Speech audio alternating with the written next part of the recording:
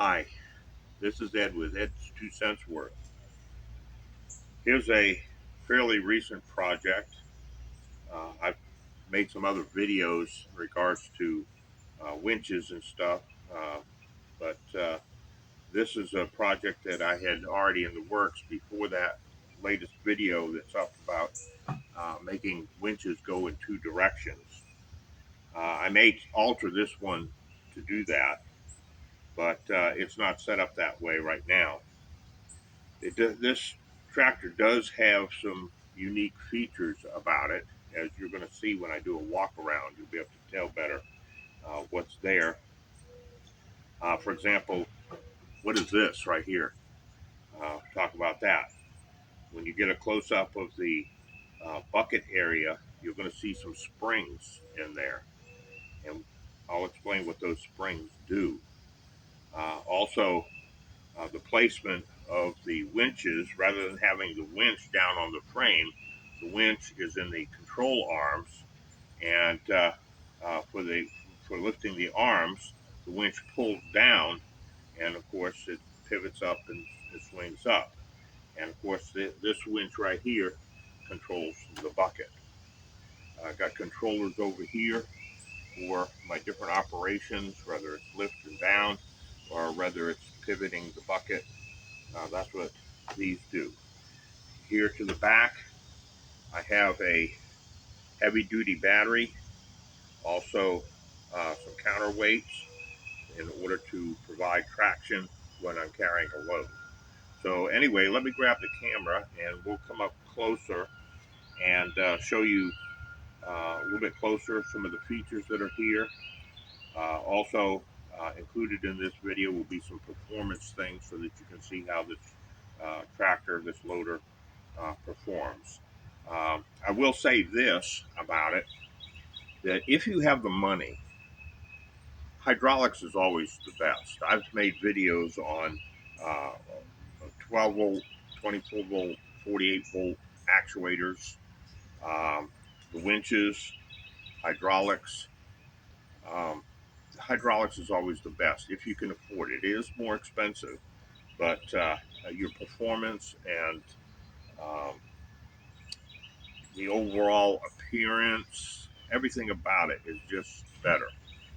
And so, if you've got a few extra $100 that you can put into the hydraulics, then I highly recommend that. Anyway, let's get to the details about this tractor and how it has worked out.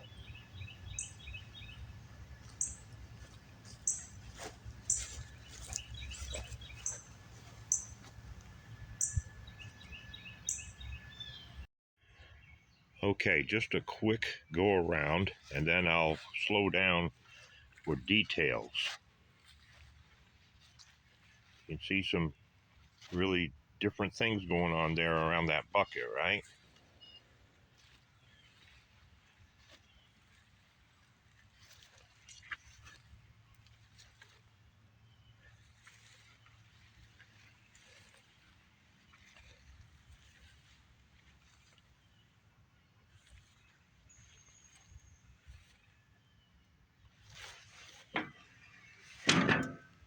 Now, you notice here that the original battery is missing. It's not there. I've got a heavy duty F-150 battery here. It seems to do the job real good. I've used this battery over and over again in different projects, and those F-150 batteries have got a lot of muscle to them, so I highly recommend that if you can use it. This battery is connected to the system on the tractor. In other words, the alternator on the tractor charges the battery. Now, the alternator on the tractor is very small. It's only about 3 amps. So it doesn't give it a lot of power. So usually what I do is when I know I'm going to use the tractor, I'll go ahead and charge it the night before.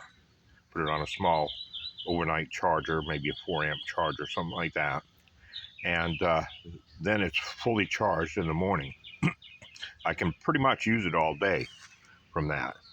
And the little alternator on the tractor can sort of supplement it throughout the day.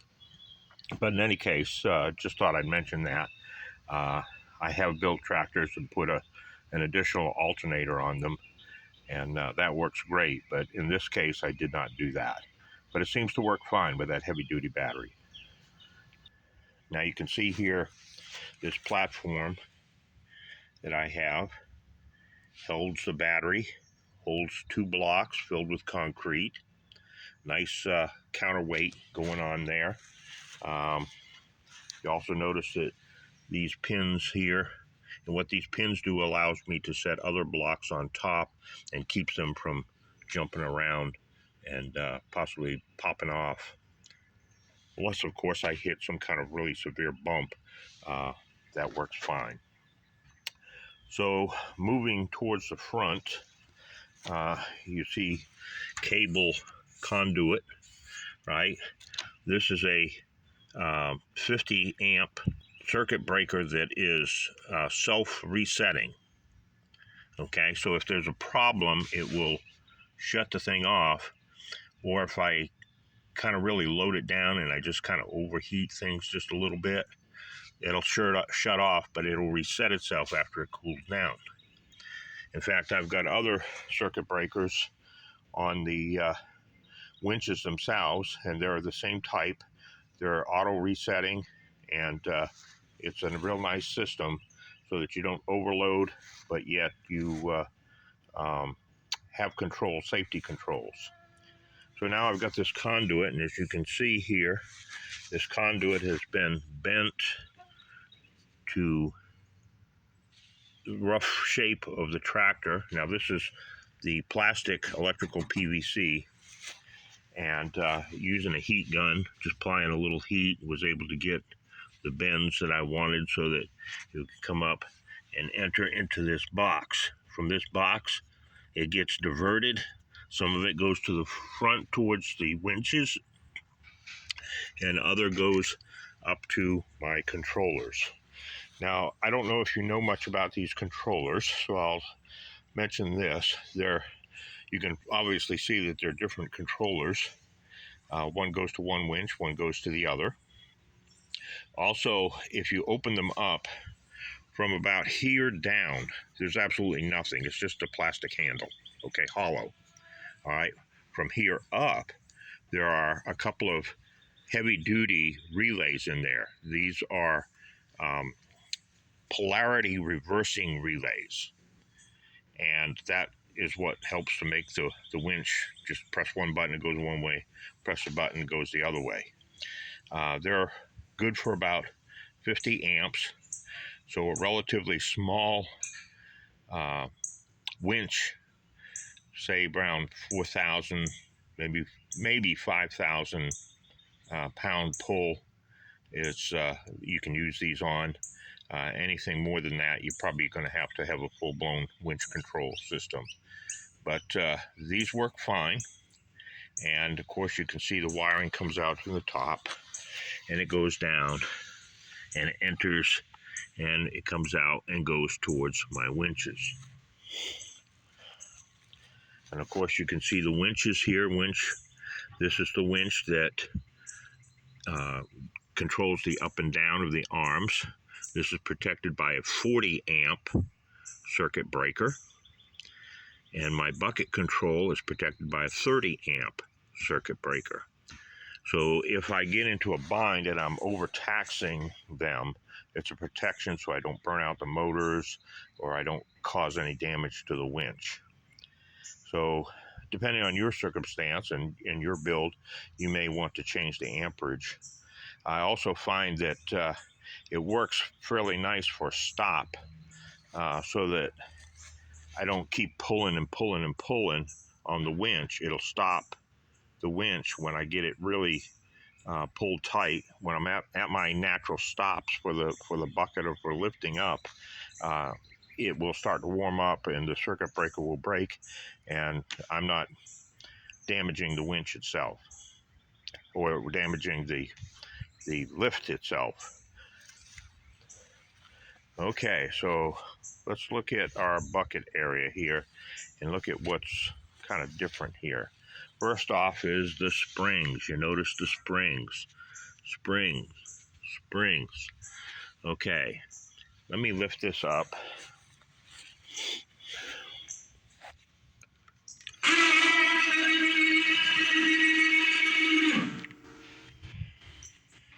And I'm going to turn this.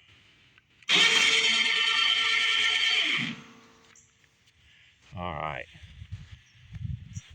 So you notice first off these cups, one on that side, and this pivots up and will join right here on the top of the spring. And when I pull it back,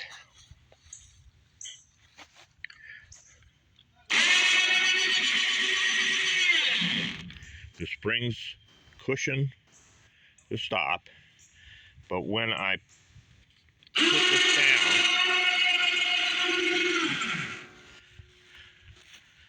what this does, I've got the springs positioned in such a way that they'll take a load.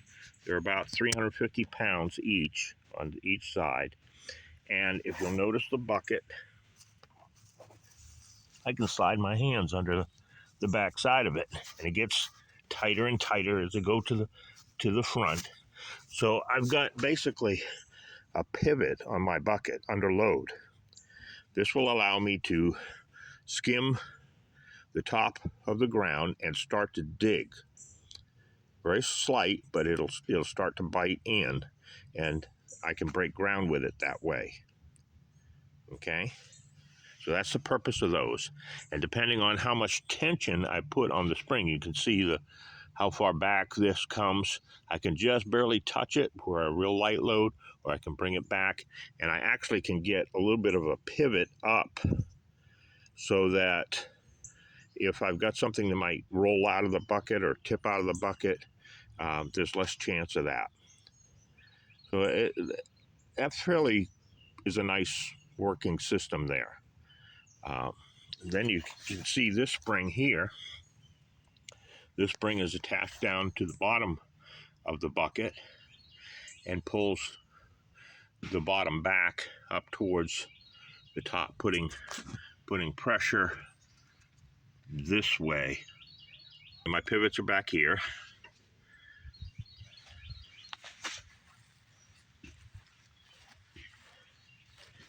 You can see I've altered so that my cable, when it comes down to tension, will come down and rest on this and can spin. This is much more heavy duty than what was originally for that.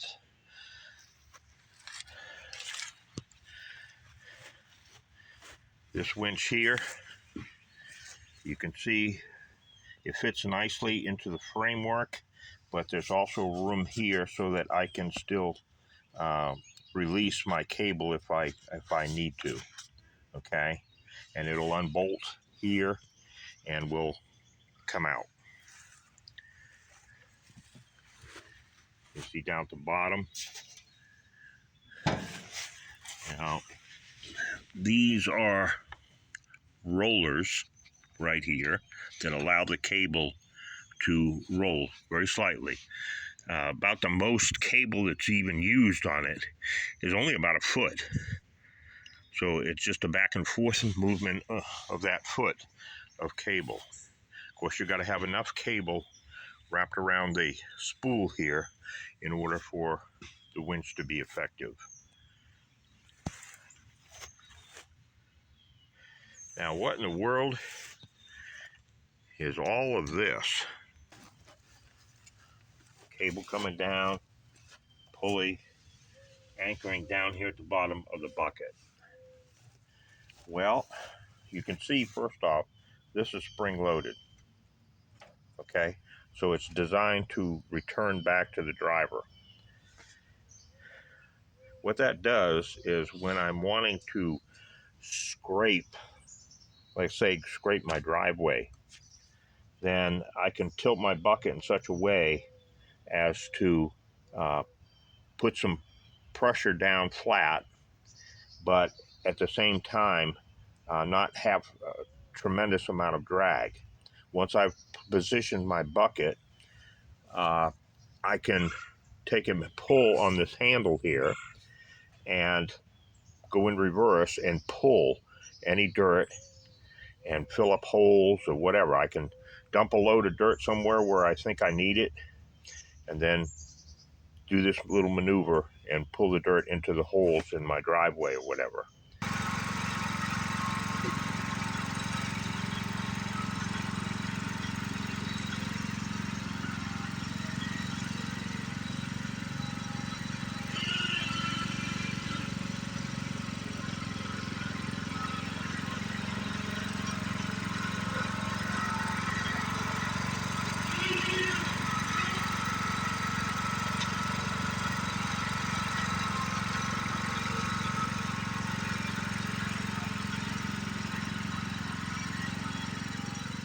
And then if I'm sitting in the driver's seat, I can put my hands on the handle here and pull back towards me. And what that does, this pulley helps to give me a little extra torque. And this pulley is free movement right now, okay? But when I pull on that, this pulley will lock, and it'll give me tension on the bottom of the bucket to keep the bucket from going boom, boom over the bumps. Now, it's not perfect, but it does significantly help to put pressure on that bucket in a downward fashion going backwards.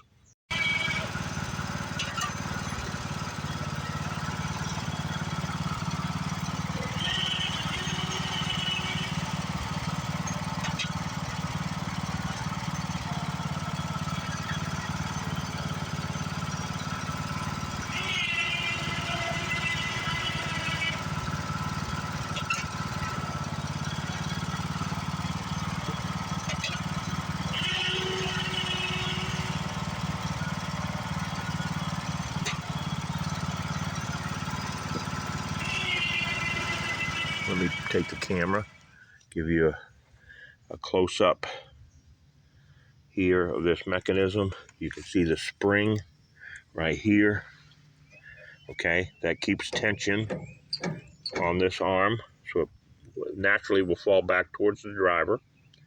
Okay, and you see how all this is mounted, just in case you want to copy it.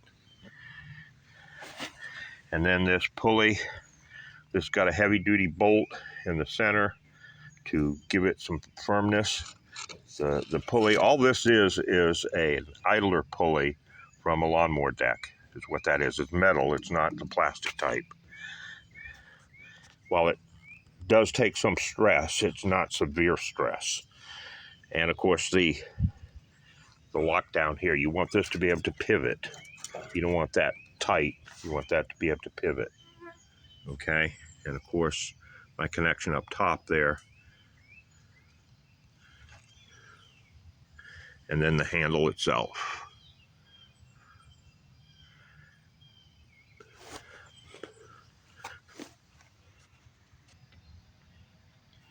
So you can imagine sitting in the driver's seat, right?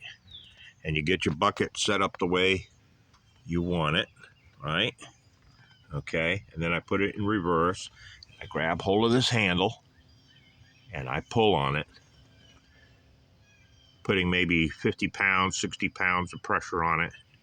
And that allows the bucket to scrape the ground with minimal jumping, okay? It goes along, it might jump a little bit, but it's not like this flopping thing in the breeze, you know? Anyway, it does help. So I think that's pretty much the features on it. I'm going to show you some video as to this tractor in operation, some of the things that it's done and accomplished and helped me out with, and it'll show you its versatility. As far as weight, it can carry, the way it's set up right now with the two blocks in the back for the counterweights, I can pick up about 200 pounds and have good traction. If I want to pick up something more than that, then I would need to add a block or two to the back so that I have counterweights. So let's get to some of the action video.